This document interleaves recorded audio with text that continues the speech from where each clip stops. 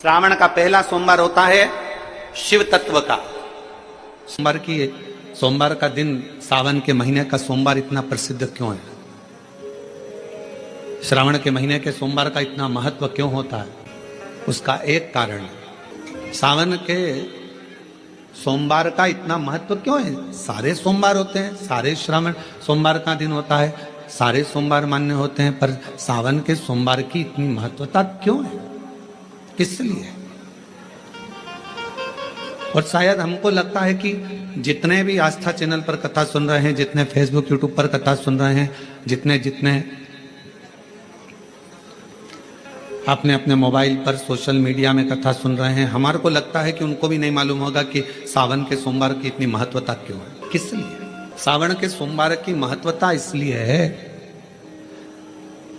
कि भगवान देवादिदेव महादेव का विवाह ख्याति देवी लक्ष्मी जी से करना चाहती थी, पर माता लक्ष्मी ने, भगवान शिव ने माता लक्ष्मी का चेहरा देखा, पढ़ लिया कि ये तो भगवान नारायण का स्नेह है, और भगवान नारायण लक्ष्मी जी से विवाह करना चाहते।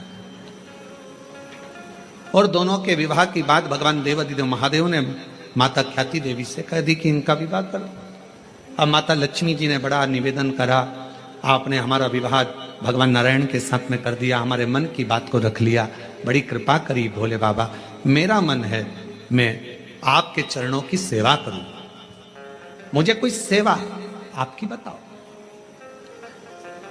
शिव मंदिर में कभी भी जाकर पंडित जी से मत पूछना कि यहां की कोई सेवा मुझे बताओ। भगवान के अन्य मंदिर होंगे तो वहां जाकर पूछना, देवी जी के मंदिर में यहाँ सेवा बताओ, राम जी के मंदिर में पूछना यहाँ सेवा बताओ, भगवान कृष्ण के मंदिर में पूछना हमारे लिए कोई सेवा बताओ, भगवान दत्त के मंदिर में पूछना हमारे लिए सेवा बताओ। सारे मंदिरों में जाकर कहना कि हमारे लिए सेवा बताओ, और शिव जी के मंदिर में जाकर मत कहो कि हमारे लिए सेवा बताओ। वहां तो झाड़ू उठाओ, सेवा में लग जाओ। वहां तो निर्माल्य पड़ा है, उसको उठाओ, विसर्जन में ले जाओ। वहां पोछा उठाओ, पोछा लगाना प्रारंभ कर दो, शिव जी का श्रृंगार करना प्रारंभ कर दो, शिव जी का सुंदर स्नान कराना प्रारंभ कर दो। शिव मंदिर में सेवा पूछी नहीं जाती, सेवा करी जाती है। वहां सेवा करना पड़ती है। एक राज सिंहासन पर बैठने पर, एक कुर्सी पर बैठने पर, एक पद पर बैठने पर आपका कर्तव्य है कि आप बीच राह में से निकल कर जा रहे हैं, राज्य में से निकल कर जा रहे हैं, कोई दुखी आपको दिख रहा है, कोई गलत कार्य हो रहा है, आप अच्छे सिंहासन पर बैठे हैं, पद पर बैठे हैं, कुर्सी पर बैठे हैं, प्रतिष्ठा में बैठे हैं, आपकी बात दुनिया मानती है, तो आप उस गलत चीज को, गलत काम को हटाकर कुछ अच्छा कर सकते हो। आपको करना है, आप सेवा के लिए तत्पर रहे। यहां चुनाव होते हैं, जम के तो बोलो, पार्षद बनते हैं, जम के बोलो, बनते हैं, अध्यक्ष बनते हैं, उपाध्यक्ष बनते हैं, सचिव बनते हैं, सारे पद दिए जाते हैं। एक विधायक का भी पद दिया जाता है, सांसद का भी पद दिया जाता है, अध्यक्ष का भी पद दिया जाता है, पार्षद का भी पद दिया जाता है, सरपंच का भी पद दिया जाता है। और ये पद केवल एक जगह पर नहीं, पूरी दुनिया में दिए जाते हैं। क्यों दिए जाते हैं? पार्षद जिस वार्ड का पार्षद होता है, जिस क्षेत्र का पार्षद होता है, उस क्षेत्र के पार्षद को, उस क्षेत्र के लोगों को बोलना ना पड़े कि पार्षद साहब हमारी ये नाली की प्रॉब्लम है, हमारी रोड की प्रॉब्लम है, हमारी ये प्रॉब्लम है। पार्षद उसी क्षेत्र का है, उसी कॉलोनी का है, उसी सोसाइटी का है। वो वहां घूमे और घूमने के बाद वो देखे कि मुझे सेवा का मौका कहाँ मिलेगा, मैं कहाँ सेवा करूं, मैं ये नाली बनवा दूं कि रोड बनवा दूं, कि मुझे ये करना है। वहां कहना नहीं पड़े, शंकर के मंदिर में कहना ना पड़े कि तुम्हें ये करना। शिव मंदिर में जाकर कभी नहीं पूछना कि मुझे सेवा क्या करना। शिव मंदिर में तो जाकर सेवा का क्रम करो। अब लक्ष्मी जी पूछ रही हैं भोले बाबा से, आप मुझे बताओ, मैं आपकी सेवा में लगना चाहता हूं। शिव जी ने कहा कि मैं क्या सेवा बताऊं, आप जाओ भगवान नारायण की सेवा करो। पर लक्ष्मी जी ने सोचा कि देवादिदेव महादेव मुझे सेवा नहीं बता रहे हैं। सावन का महीना था, सोमवार का दिन था। माता लक्ष्मी पूरे सावन के महीने में शिवालय में जाती, शंकर जी के कैलाश पर्वत पर जाकर खूब सेवा करती। खूब प्रथम सोमवारी निकल गई, द्वितीय सोमवारी निकल गई, तृतीय निकल गई, चतुर्थ आ गई। सोमवारियां निकलती चली गई। सावन का आखिरी सोमवार, देवाधिदेव महादेव प्रसन्न हो गए। लक्ष्मी को बुलाया, हे लक्ष्मी, पूरी दुनिया में केवल महासंबोधन मेरे नाम के आगे लगा है। लोग मुझे देवाधिदेव महादेव कहते हैं। सारी पुराणों को केवल पुराण कहा जाएगा, पर शंकर की पुराण को भी महासंबोधन से संबोधित किया जाएगा, शिव महापुराण। लक्ष्मी, मुझसे जो जुड़ा हुआ है मेरे नाम के आगे महासंबोधन लगा हुआ है, लोग मुझे महादेव कहते हैं। और लक्ष्मी, तूने पूरे श्रावण के महीने में मेरी सेवा करी है, और आज सोमवारी के दिन तूने मेरी अविरल भक्ति को धारण करा है। बिना पूछे सेवा में, बिना दिखावे के तल्लीनता से सेवा करी है। मैं अपना महासंबोधन दुनिया में किसी को नहीं देता, आज तुझे दे रहा हूं। और लक्ष्मी केवल लक्ष्मी नहीं रही, उस दिन से लक्ष्मी मां लक्ष्मी। लक्ष्मी केवल लक्ष्मी नहीं रही, उस दिन लक्ष्मी महालक्ष्मी के संबोधन से प्रकट हुई। आज महासंबोधन लक्ष्मी जी को अगर किसी ने दिया तो भगवान देवाधिदेव महादेव ने दिया। और वह महासंबोधन कब मिला? सोमवार की इस श्रावण के सोमवारी के दिन जो हम व्रत करते हैं, साधना करते हैं, उपास करते हैं, अर्चना करते हैं। पूरे वर्ष आप सोमवार का व्रत करते हैं कि नहीं करते वो पता नहीं, पर सावन के महीने में 4-5 जो भी सोमवार पड़ जाएं, अगर आपने व्रत कर लिया, व्रत को धारण कर लिया, या शिवालय के जाकर भगवान शंकर की आराधना कर ली, तो पूरे वर्ष के सोमवार का फल सावन के महीने के 5 या 4 सोमवार में प्राप्त हो। श्रावण के सोमवार की इतनी महत्वता है। कल एक बहन ने पत्र लिखा था कि सावन महीने की इतनी महत्वता क्या है। हमने शिव महापुराण के अंदर पढ़ा तो ऐसा सावन महीने का ज्यादा लेख शिव महापुराण के अंतर्गत नहीं मिला। श्रावण महीने की इतनी प्रबलता क्यों मानी गई? तो हमारा एक तो सोमवार का महत्व, सावन के सोमवार का महत्व क्या है, कोई आपसे पूछे तो आपको बताना चाहिए कि इस दिन लक्ष्मी को महालक्ष्मी कहा गया। शिव जी ने सफलता, कल वाला प्रश्न, शांति, दिशा और सफलता बिना मांगे मिलती है शिव के दरवाजे से। क्या क्या चीज? शांति, दिशा और सफलता। शिव के दरवाजे पर जाकर केवल आप सेवा करो, शिव के दरवाजे पर जाकर आप केवल जल अर्पित करो, शंकर जी की चौखट पर जाकर आप नमन करो, देवाधिदेव महादेव के शिवालय में जाकर प्रणाम करिए। भगवान शंकर की चौखट पर, द्वार पर अगर आप जा रहे हो, 3 चीजें आपको मांगना नहीं पड़ेगी। जैसे लक्ष्मी जी ने शिव जी से नहीं मांगा कि मुझे महासंबोधन दो, लक्ष्मी जी ने नहीं मांगा कि मुझे भगवान विष्णु दो, लक्ष्मी जी ने नहीं मांगा कि मुझे ये देना। लक्ष्मी जी तो शंकर भगवान की सेवा में लग गई, तो लक्ष्मी जी को 3 चीजें अपने आप मिल गई। एक शांति हृदय की, दूसरा दिशा, लक्ष्मी जी को कहां जाना है, और तीसरे नंबर पर सफलता। माता लक्ष्मी केवल लक्ष्मी नहीं रही, उनको महालक्ष्मी कहा गया। महालक्ष्मी। एक एक सोमवार की महत्वता है, एक एक सोमवार का क्रम है। कई माताएं उस क्रम को धारण भी करती हैं, ऐसा नहीं कि कई माताएं नहीं करती हैं, सबका अपना अपना नियम होता है। कोई शिव मंदिर में जाता है तो एक अक्षत, एक चावल का दाना शिव जी को समर्पित करता है, कोई मंदिर जाता है तो एक पुष्प शिव जी को समर्पित करता है, कोई मंदिर जाता है तो एक बेलपत्र शिव जी को समर्पित करता है, कोई मंदिर जाता है तो जल समर्पित करता है। सबका अपना अपना भाव है। जैसे तुम शिव को, जो माताएं श्रावण के सोमवार का व्रत करती हैं वो पशुपति व्रत मत करना, जो श्रावण के सोमवार का व्रत नहीं करती हैं वो पशुपति व्रत कर सकती हैं, उनको पशुपति व्रत करने का मना नहीं। पर यदि श्रावण का व्रत आप पहले से करते आ रहे हो, श्रावण महीने का व्रत करते आ रहे हो, या श्रावण के महीने में तुम सोमवार करते आ रहे हो, तो फिर पशुपति व्रत ना करते हुए इसको 1 महीना, भले 2 हुए हो, 3 हुए हो, 4 हुए हो, रोक दो। फिर अगला जब श्रावण पूर्ण हो जाए फिर जो सोमवार आए फिर चालू कर दो। पर अगर श्रावण का व्रत करते हो तो, और अगर श्रावण का व्रत नहीं करते हो तो पशुपति व्रत चालू है, मना नहीं। श्रावण के महीने में जल चढ़ाने के पात्र 2 कर लो। कितने पात्र कर लो? जम के बोलो जरा। 2 पात्र कर लो, भले 2 हाथ में लेकर मत जाओ, एक के ऊपर एक कलश लेकर जाओ।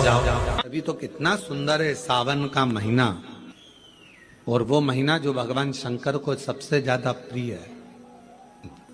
कारण मां सती, मां उमा, मां कात्यायनी, मां कुष्मांडा, मां स्कंदा, मां महागौरी, जितनी जितनी माता पूर्व में हुई हैं, जो शिव जी के साथ में ब्याही हैं, शिव को जिन्होंने अपना बना लिया था, उन सभी माताओं ने सावन के महीने में शंकर भगवान को प्राप्त किया था, और शिव जी ने सावन के महीने में ही उनको अपना बना लिया था। और ये बात भगवान शिव ने स्वयं कही। स्वयं भगवान शंकर स्वयं नंदी से ये बात कहते हैं, नंदी मुझे श्रावण अति प्रिय है। नंदी ने पूछा क्यों, तो कहा इस श्रावण के महीने में मेरी अर्धांगनियां मुझे भजती थी, उनको मैंने स्वीकार किया था, और यही श्रावण के महीने में चराचर जीव, आप देखिएगा गर्मी के समय में छोटे छोटे जो जीव जंतु सब, जितनी गर्मी पड़ती है सब मर जाते हैं। बोलो मरते कि नहीं मरते? अभी बारिश चालू हो गई, बारिश चालू हो गई तो तुम्हारे घर में ऐसे बारीक बारीक नए नए डिजाइन के कीड़े मिलेंगे। घर में घुस जाते हैं तो शिव महापुराण की कथा कहती है, चराचर अचर जीव जंतु पशु पक्षी सबको मालूम है सावन का महीना चल रहा है, हमारे बाबा का महीना चल रहा है जो करुणा करने वाले, ये उनको भी ज्ञान है। उसको पशुपति नाथ कहते हैं, उसको भी मालूम है। अब जरा विचार करिए, जिस चींटे में कभी पर नहीं आते वो चींटे में सावन में पर आ जाते हैं। जब चींटे को पर दे सकता है तो सावन में एक लोटा जल चढ़ाने वाले को भी मेरा बाबा उड़ा तो सकता है, आगे बढ़ा तो सकता है, उन्नति की ओर ले जा तो सकता है। वो शिव तत्व है। उसी तरह भगवान तुम्हें एक बार का विभव दे देता है, एक बार का धन दे देता है, एक बार की दौलत दे देता है, फिर लोग उसको भोगने लगते हैं, और भोगते भोगते आखिरी में एक दिन ऐसा आता है कि डब्बा खाली हो जाता है। डब्बा खाली होता है, फिर रोने बैठ जाता है, तकलीफ आई, फिर लोटा लेकर भागता है। शिव जी कहते हैं, जो मेरे मंदिर में, मेरी कथा में, मेरे रस तत्व में हमेशा एक जैसा लगा रहता है, उसकी जिंदगी को भी मैं हमेशा उन्नति की ओर बढ़ाते बढ़ाते अग्रणता में लेकर चले जाता हूं। फिर उसको डाउन नहीं करने देता, उसको नीचे नहीं आने देता। जैसे श्रावण महीने में चढ़ाए गए कनेर के फूल दुर्वा। और हम सबसे कहेंगे, मान लो यदि कोई विशेष कोर्ट का केस चल रहा हो, कोई कोर्ट में कोई बातें चल रही हो, अदालत आदि में कोई कार्रवाई चल रही हो, कोई फाइल प्रशासनिक अधिकारियों के पास फंस गई हो और कुछ ना कुछ उसमें अपने को लगता है कि तकलीफ का प्रसंग है, तो हम कहेंगे शिव की आराधना करो, सत्यता पर जी, और साथ में 5 दुर्वा, 1 कनेर का फूल पीला, 1 पीला कनेर, 5 दुर्वा, 5 बेलपत्र लेकर शिव जी के मंदिर में जाकर शिवलिंग पर समर्पित कर 2 लोटा जल सावन के महीने में उसी पर बेलपत्र कनेर के फूल पर चढ़ाइए। देवाधिदेव महादेव की कृपा होगी। ज्यादा से ज्यादा 6 महीना 7 महीना, इससे ज्यादा निर्णय आप ही के पक्ष में आएगा और शिव की कृपा से। और इसमें एक बात और स्मरण रखें, जैसे कोई की प्रॉपर्टी है, कोई की जमीन है, और वो जमीन तुम्हारी कोई ने कब्जा कर ली, या तुम्हारा नाम नहीं हो पाई, या कोई उसमें लफड़ा हो गया, या तकलीफ आ गई और पैसा उसमें अटक गया, उसके लिए भी कनेर का पुष्प श्रावण महीने के जितने सोमवार आते हैं, रविवारी, सोमवारी और भोमवारी, कौन कौन से बार हो गए? रविवार, सोमवार और मंगलवार, 3 बार। प्रथम दिवस में कनेर का 1 पुष्प लेना है, द्वितीय दिवस में कनेर के 5 पुष्प लेना है, और तृतीय दिवस में कनेर के 3 पुष्प लेना। बेलपत्र 1-1 साथ में लेकर शिव जी को रविवार के दिन भी समर्पित करें, सोमवार के दिन भी समर्पित करें, और मंगलवार को 3 कनेर के पुष्प के साथ बेलपत्र लेकर बाबा को समर्पित। कितना भी अटकी हुई प्रॉपर्टी होगी, कह दिया उसने मैं तेरे नाम प्लाट नहीं कराऊंगा, और पैसा लेकर बैठ गया, या पैसा नहीं दे रहा है, या किसी भी रूप में वो अटका हुआ, अगर सावन के 4 सोमवार पढ़े या 5 सोमवार पढ़े आपने, ये प्रत्येक सावन के सोमवार के पहले, फिर से बोलो कौन सा बार? रविवार, सोमवार और मंगलवार, ये 3 बार का क्रम अगर प्रत्येक सोमवार के पहले और बाद में कर लिया तो आपको उसे प्रॉपर्टी उस व्यक्ति को तुम्हें देना ही पड़ेगी, छोड़ना ही पड़ेगी। उसको खुद अपने आप में बेचैनी होने लगी, बुलाएगा, आपको जाना नहीं पड़ेगा, खुद बस फोन लगाया आपने, भैया हमारा करा दो, हमारा करा दो, 2 बार 3 बार अगर बोला, चौथी बार वो खुद बुलाएगा। मेरा बाबा उसको शिव शिव है, उसको कहते सत्यम शिवम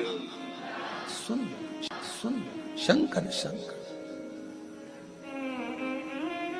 वो नित्य कृपा करने।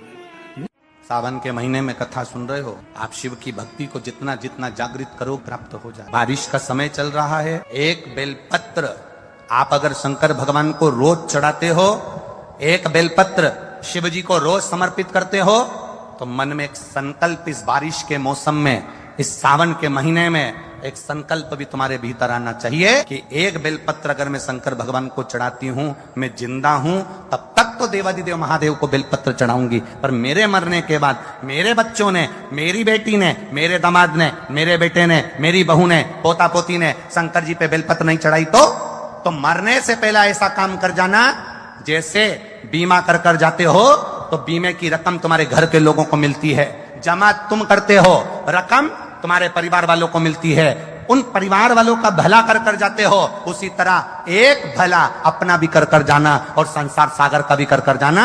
मेरे मरने के बाद बेलपत्र कौन चढ़ाएगा, इसलिए एक बेलपत्र का पेड़ लगा कर जाना, उस पेड़ की बेलपत्र कोई भी तोड़कर महादेव को चढ़ाएगा, फल तुझे ही मिलेगा। एक बेलपत्र का वृक्ष तुम भी लगा कर जाओ, उस बेलपत्र के पत्ते को कोई तोड़ेगा शंकर पर चढ़ाएगा, फल मुझे मिलेगा। उस बेलपत्र के पत्ते को कोई तोड़ेगा शिव को समर्पित करेगा, उसका फल मुझे मिलेगा। मैं चली भी गई, वृक्ष तो रहेगा, पेड़ तो रहेगा। श्रेष्ठ कर्म कर कर देख, श्रेष्ठ कर्म हम करेंगे तो उसका सुख हमको निश्चित प्राप्त होगा।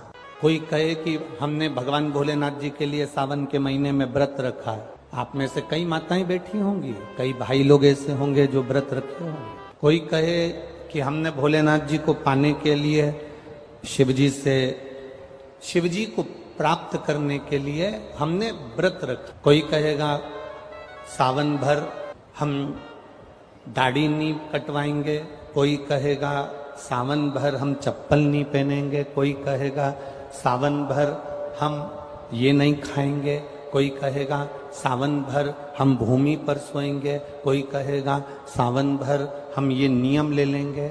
आप नियम लो, मना नहीं। शिव महापुराण भी कहती है कि नियम धारण करना चाहिए, आपके नियम से कोई तकलीफ नहीं। आप नियम लो, मेरा भोले बाबा स्वीकार करेगा।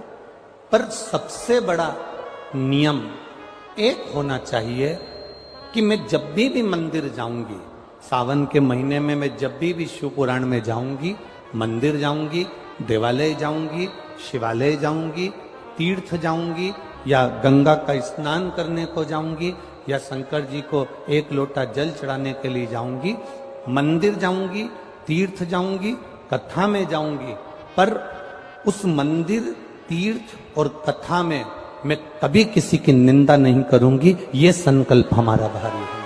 अब मालूम पड़े भीतर तो निंदा इतनी भरी हुई है, भीतर तो ईर्ष्या इतनी भरी हुई है कि वो ईर्ष्या हमारी झलक रही है। भगवान शंकर ने माता पार्वती से कहा था, पार्वती जब मनुष्य रोग से ग्रसित होगा, यह मानव का शरीर जब रोगों से घिर जाएगा, तब तेरे फेंके हुए कुंदुक नाम का अगर वो स्मरण करेगा और कुंद कैश्वर का नाम लेकर एक लोटा जल लाल चंदन मिलाकर मेरे शिवलिंग पर समर्पित करेगा, तो वो रोग से मुक्त हो जाएगा। चढ़ाओ एक लोटा जल।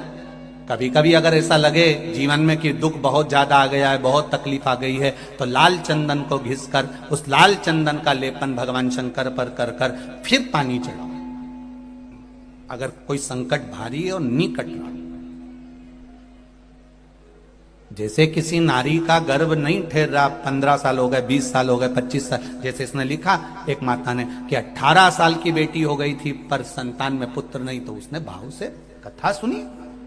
ऐसे आपके भीतर अगर 20 साल हो गए, 25 साल हो गए, 30 साल हो गए, संतान का सुख ही नहीं है, लाल चंदन का लेपन बाबा भोलेनाथ पर करना प्रारंभ करो। पीठिका पर लाल चंदन का लेपन करना प्रारंभ करो। लाल चंदन से बाबा का श्रृंगार करना प्रारंभ करो। एक बेलपत्री पर लाल चंदन, दोनों पत्ती नीचे वाली, जो नीचे की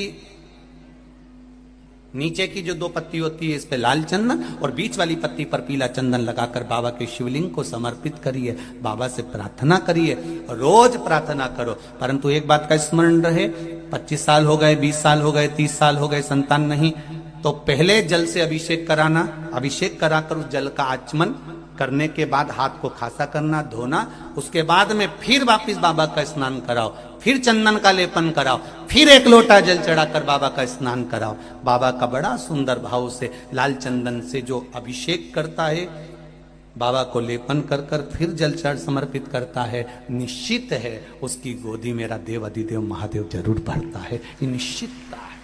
हम तो बेटियों से भी कहते हैं, जिसका विवाह नहीं हो रहा हो, 25 साल, 30 साल, 27 साल, 28 साल, 32 साल, 40 साल हो गए हो, नहीं हो रहा हो बेटा बेटी का विवाह, उसे लाल चंदन का प्रयोग अशोक सुंदरी वाली जगह पर 7 बिंदी लाल चंदन की लगाकर 7 बेलपत्र 7 बिंदी पर रखिए और महाराज अपनी कामना कर कर भगवान से आइए, बाबा देगा, करेगा, 3-4 महीने में विवाह पक्का करेगा। ये लाल चंदन की महत्वता है शिव तत्व।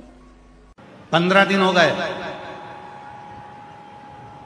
दुकान नहीं चल रही है, व्यापार नहीं चल रहा, कष्ट हो रहा है, घर में 1 रुपया नहीं आ रहा, प्रैक्टिकल करना, कहीं सियोर वाला महाराज झूठ बोलकर तो नहीं जा रहा, प्रैक्टिकल कर कर देखो, और बिना प्रैक्टिकल के रहना मत।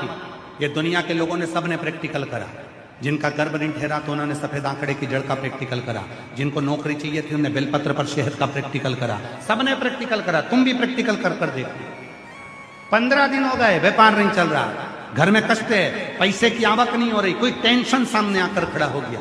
15 दिन लगातार रोज अपने गमले में मिट्टी को थोड़ा सा ऊंचा कर कर शिवलिंग बनाकर वहीं पर पूजन कर कर वहीं विसर्जन कर, उसी मिट्टी को विसर्जन करने से पहले थोड़े से शिवलिंग का पानी अपने घर के दरवाजे पर लगाना प्रारंभ कर। 15 दिन लगा, 8 दिन के अंदर लक्ष्मी का प्रवेश तेरे घर में होना प्रारंभ। प्रैक्टिकल जरूर करना, बिना प्रैक्टिकल के मत रहना कि सियोर वाला बाबा कहीं झूठ बोलकर तो नहीं चले गए दिल्ली में। प्रैक्टिकल करो, बिना प्रैक्टिकल के मत रहना। पार्वती जी ने भी केवल एक पार्थिव शिवलिंग का निर्माण कर कर शिव को प्राप्त कर लिया। पार्थिव बनाने के 3 क्रम है, पार्थिव बनाने के 3 क्रम है। पार्थिव शिवलिंग का जो निर्माण करा जाता है उसके 3 क्रम है। रोग की मुक्ति के लिए अगर पार्थिव बनाया जाता है तो उस मिट्टी में थोड़ा सा जल और थोड़ी सी दुर्वा का पानी उस मिट्टी के अंदर डाला जाता है। अगर कोई बीमारी है, वो बीमारी नहीं जा रही, पार्थिव के 3 क्रम बने। अगर कोई बीमारी नहीं जा रही है तो आप पार्थिव शिवलिंग अगर बनाते हो, मिट्टी का शिवलिंग बनाकर पूजन करते हो, तो उसमें जल मिट्टी में और दुर्वा, दुर्वा बोलते हो कि दूब बोलते हो, जो गणेश जी को चढ़ती है दुर्वा, उसको पानी में डालकर उस पानी को मिट्टी में मिलाकर फिर पार्थिव बनाया जाता है रोग की मुक्ति के लिए। दूसरा, जिसको संतान नहीं होती, पुत्र की प्राप्ति नहीं है, संतान की प्राप्ति नहीं है, गोदी में औलाद नहीं है, कोई छोरा छोरी नहीं है, कोई बेटा बेटी नहीं है, संतान नहीं है, सालों हो गए, पार्थिव रोज बनाती है, तो उस मिट्टी में अगर थोड़ा सा आधी चम्मच, 1 चम्मच गाय का दूध मिलाकर फिर पार्थिव लिंग का निर्माण करे पानी के साथ मिलाकर, तो उसके घर में दूध पार्थिव में डलने से पूत जरूर आता है, निश्चित पूत की प्राप्ति। पार्थिव में मिट्टी के अंदर अगर आधी चम्मच भी गाय का दूध डाला, पानी डाला और पार्थिव शिवलिंग का निर्माण करा, जिसकी औलाद नहीं है, तो वो पार्थिव अगर बना रहा है, पार्थिव का निर्माण कर रहा है, उसका नियम है कि हर प्रदोष को, सोमवार को या सोमवार की अष्टमी को या कभी ना कभी उसका मन करता है तो पार्थिव लिंग का निर्माण करता है। अगर पूत नहीं है तो दूध का प्रयोग करे, तो दूध अगर पार्थिव में मिट्टी में डाला जाए, आधी चम्मच, 1 चम्मच और पानी के साथ मिलाकर जब पार्थिव शिवलिंग का पूजन करते हैं, उसको बनाकर पार्थिव बनाने के बाद जब उसका पूजन करते हैं, तो वो दूध हमारे घर में पूत जरूर देता है।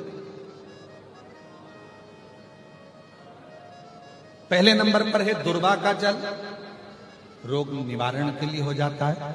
पार्थिव में दूसरा वर्णन आया है दूध का डाला, वो संतान देता। तीसरे नंबर पार्थिव अगर निर्माण कर रहे हो, कोई लक्ष्य है, मेरा यह काम है वो पूरा नहीं हो रहा, बहुत दिन से अटक रहा, बाबा पूरा करना है, तो पार्थिव में चंदन घिस के, चंदन को घिसकर उसका थोड़ा सा भाग पानी मिट्टी में डालकर फिर पार्थिव का निर्माण करा जाता है, पूजन करी जाती है। तो जो तुम्हारा लक्ष्य है उस लक्ष्य तक बाबा तुम्हें पहुंचा कर ही रहेगा। पार्थिव निर्माण के कुछ क्रम है। पार्थिव कैसे बनाया जाता है, किस कार्य के लिए बनाया जाता है? कई बेटियां ऐसी हैं, गुरुजी 32 साल की हो गई, शादी नहीं हो रही। गुरुजी लड़का 38 साल का हो गया, शादी नहीं हो रही। गुरुजी 28 साल का हो गया, शादी नहीं हो रही। तो भाई पार्थिव बना रहे हो ना, उसमें थोड़ा सा गाय का घी उस मिट्टी में थोड़ा सा 2 बूंद भी डालोगे तो बहुत है, और पानी से मसकर फिर उसका निर्माण कर फिर पार्थिव की पूजन करिए।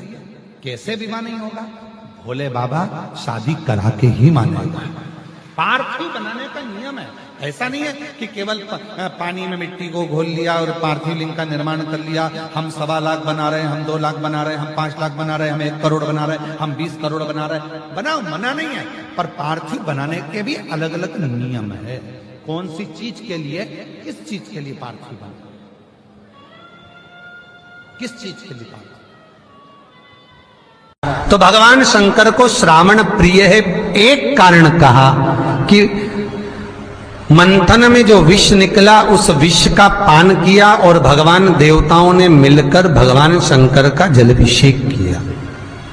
दूसरा कारण कहा, माता सती ने शंकर को पाने के लिए श्रावण के महीने में ही सबसे ज्यादा साधना करी है।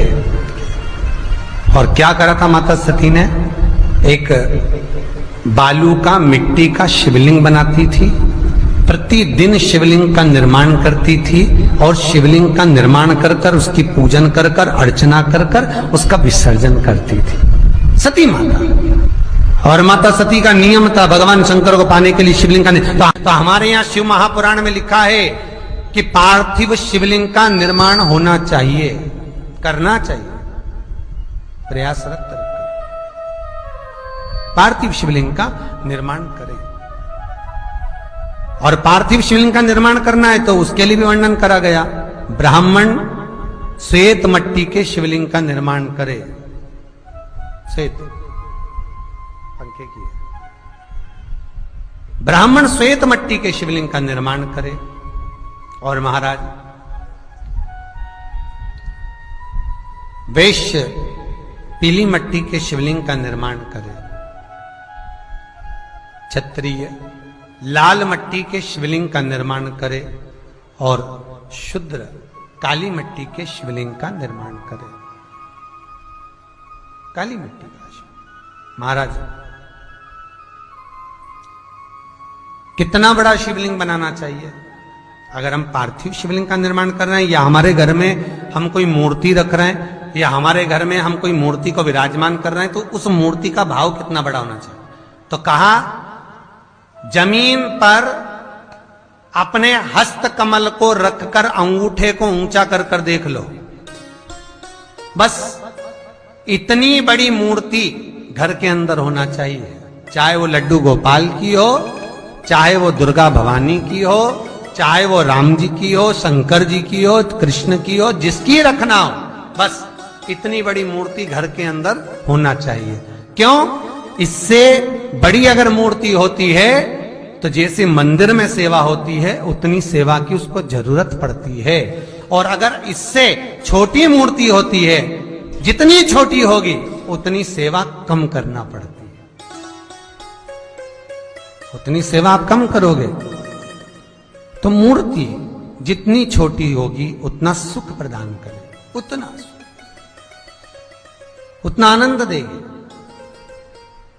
अब एक आज के जमाने में एक होड़ लगी रहती है 1.25 लाख शिवलिंग बनाओ, 1.25 करोड़ शिवलिंग बनाओ,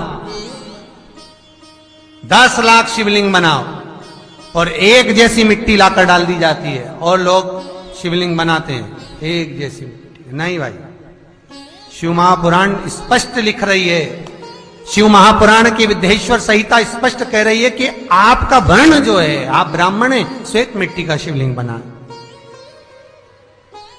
आप वैश्य हैं, पीली मिट्टी का शिवलिंग बनाए, आप क्षत्रिय हैं, लाल मिट्टी का शिवलिंग बनाए, आप शूद्र हैं, काली मिट्टी का शिवलिंग बनाए। क्यों? हम जब शिवलिंग का निर्माण करेंगे, उसका पूजन करेंगे, अर्चना करेंगे, तो उसका पुण्य फल हमको हजारों लाखों गुना अपने आप प्राप्त हो, हजारों लाखों गुना।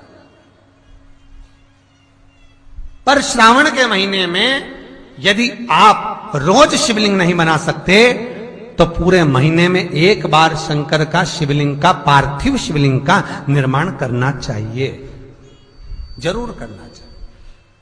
और पार्थिव शिवलिंग का निर्माण कर कर उसकी आराधना, उसकी अर्चना, उसकी पूजन करना चाहिए। नमः शिवाय, ओम नमः शिवाय, ओम नमः शिवाय, नमः शिवाय, ओम नमः शिवाय।